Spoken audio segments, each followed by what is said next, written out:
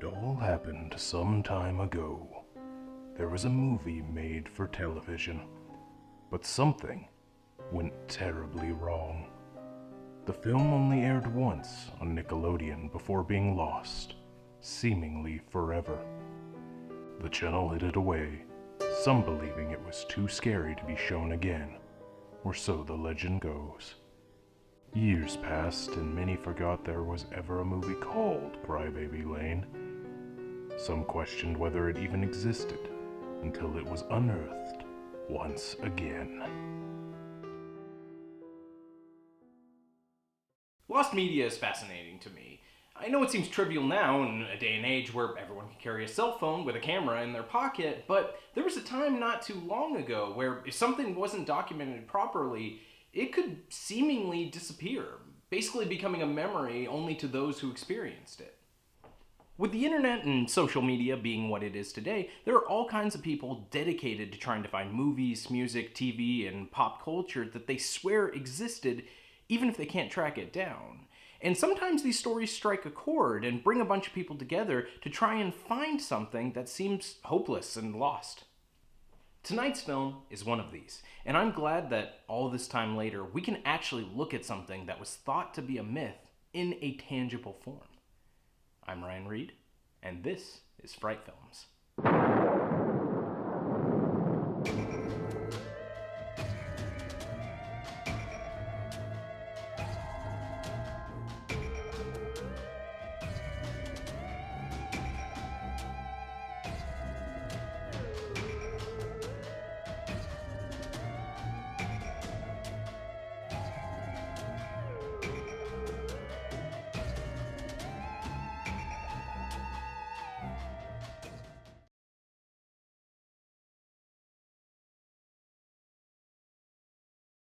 For those of you who don't know, the film we're talking about today is called Crybaby Lane. It was a made-for-TV movie that only aired once on Nickelodeon back in the year 2000 on October 28th.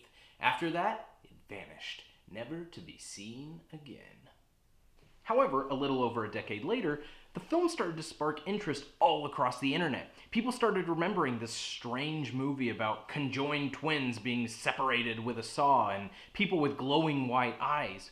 Some people doubted that the film even existed, claiming that there was no way Nickelodeon would air something so bizarre and twisted.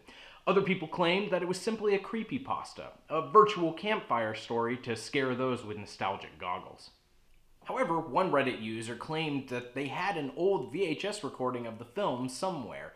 Some were skeptical, but true to their word, the Reddit user released the film online for all to see, with the old Melissa Joan Hart intro and everything. Years ago, when I heard about the quest to find Crybaby Lane, a wave of memories came flooding back to me. I remember rushing home that night to make sure I could see the movie. I have no idea where my family was and why we were out, but I remember coming back and making sure I was there to see that premiere.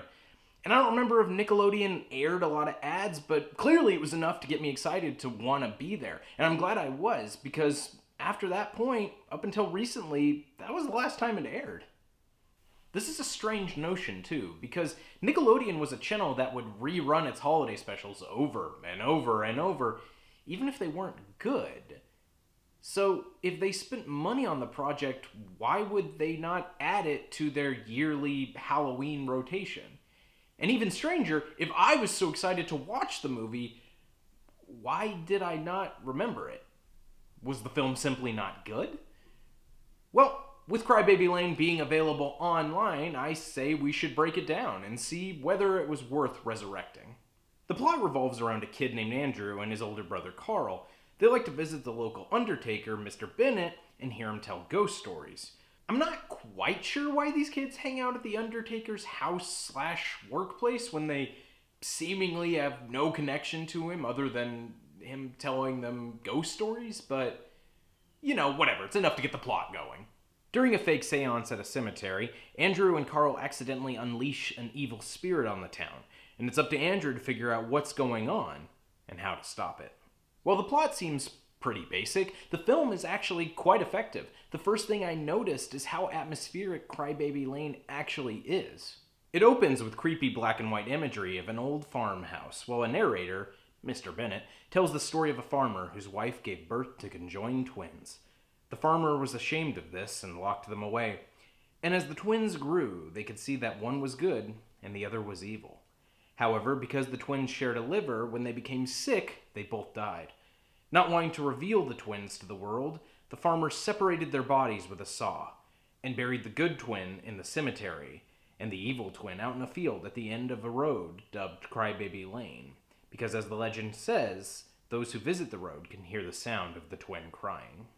It's definitely creepy stuff, made even more creepy because of this cold open.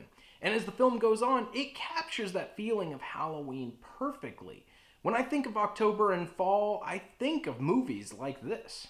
Often, Halloween films take place in Midwest states, in this case, Ohio. The leaves are changing, the grass is dying, colors are less vibrant, people wear jackets because it's the proper clothing, not because the filmmakers want you to believe it's fall. That's always a tough thing for me when a film is supposed to take place in the fall, but it was clearly shot in the summer. Some movies are better at masking this than others, but if a movie can actually be shot at a season-appropriate time, it definitely gives it a more grounded, lived-in atmosphere. And that's the best way to describe the look of CRYBABY Lane, lived in. See, even though the plot involves the supernatural, the town feels very real. Nothing feels like a set or staged in any way. It feels like a neighborhood you could have grown up in.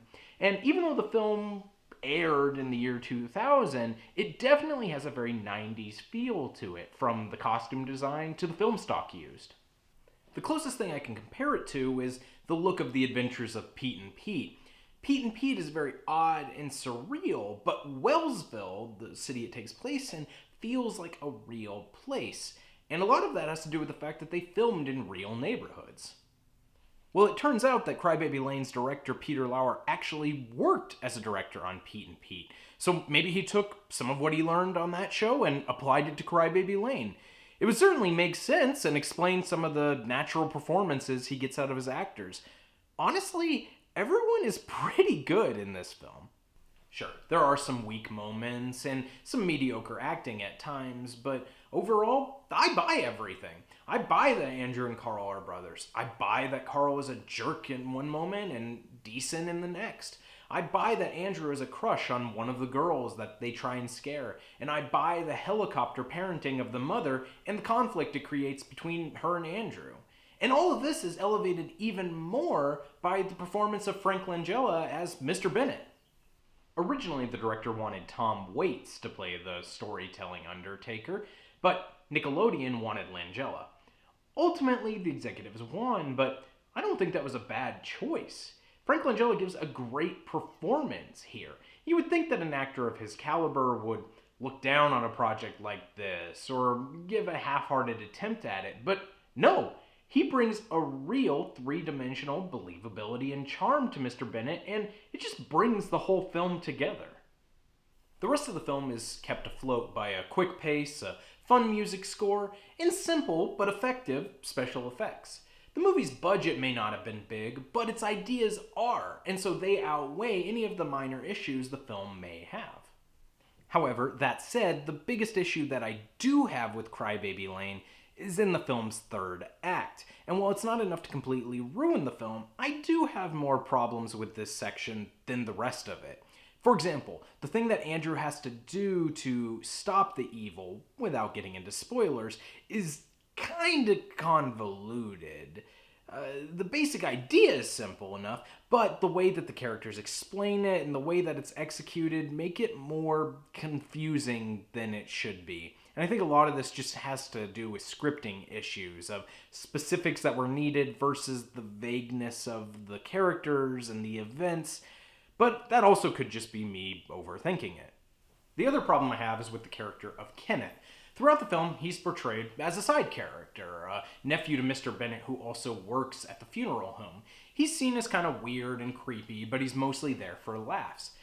However, for some reason, in the third act, the film decides he needs to be a main character for like 15 minutes, and his personality seems to change in baffling ways, and I'm not sure if that was an acting choice or a filmmaking choice or something the script dictated. I'm not sure, and Maybe you could read it as, Kenneth isn't weird, he's just misunderstood. But even still, with this big of a change, he becomes the character that is most awkward in the world that they've created. All of that aside, Crybaby Lane is really enjoyable. I've already watched it twice this Halloween season, and I may add it to my yearly Halloween movie lineup. So what's the story behind this forgotten film? Was it truly so terrifying that parents complained about it, causing Nickelodeon to never replay it again? My guess would be no, and that's the side that director Peter Lauer lands on as well. In an interview with The Daily, he said, "I didn't know anything about it being banned until you told me about it. All I know is that they aired it once. I just assumed that they didn't show it again because they didn't like it. I did it, I thought it failed, and I moved on." Other sources from Nickelodeon said that the film was just forgotten, not banned, although that still seems really odd considering this was a channel that reran everything. So the actual backstory behind the film may be a little unclear, but that's okay. If a spooky story about a banned movie provides people with enough interest to seek out Crybaby Lane, then a little urban legend may not be such a bad thing. Even Teen Nick's The Splat / Nick Splat / Nick Rewind has leaned into this when they've decided to rerun the film. They promote it as a banned movie, and that, at this point, just seems to be part of the fun of the Crybaby Lane legend.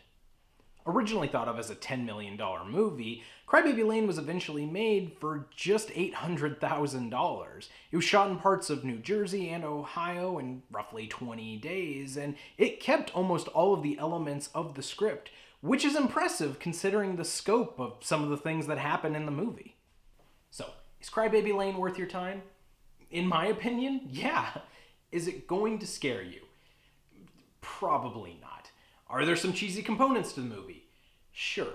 But ultimately, this is a fun, creepy, effective Halloween movie for anyone looking for something new or something retro, something scary or something silly, something banned or maybe something just forgotten.